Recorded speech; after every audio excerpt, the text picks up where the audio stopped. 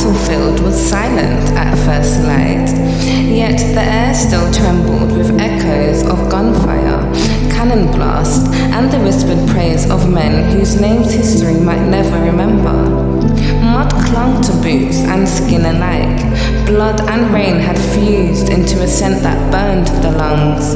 Among the soldiers lay men of African descent, enslaved, free, coerced, or volunteering, whose bravery would rarely be recorded in the pages of official history.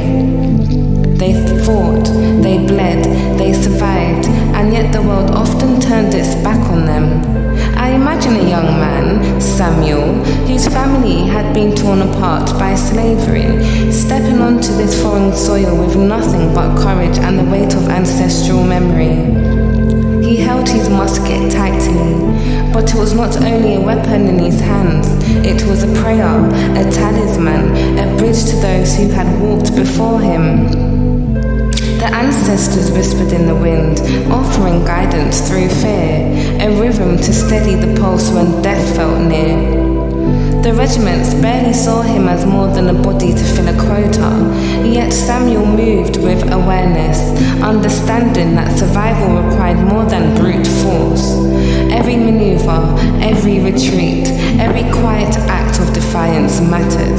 The enemy underestimated him, yet he knew the terrain of both war and oppression. He knew that courage was layered, subtle, and sometimes invisible. Night fell, and with it came the ghosts of those who had already perished. Samuel huddled in the trench, feeling the spiritual weight of all who had been lost before him. He whispered the names of his ancestors, fingers tracing patterns in the dirt, hands steadying a trembling heart. The rituals he carried from home, blessings, charms, songs, became shields. He was small, perhaps invisible in the eyes of generals, yet colossal in his connection to a lineage that refused to be erased. Battles raged for causes often unclear to the men on the ground.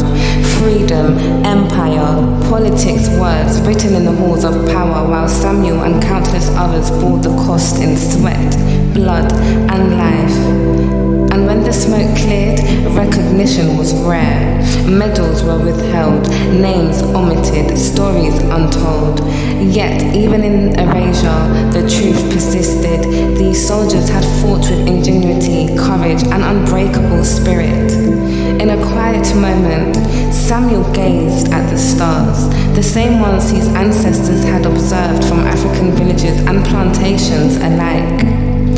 He traced constellations with his finger, imagining guidance from spirits he could not see but deeply felt.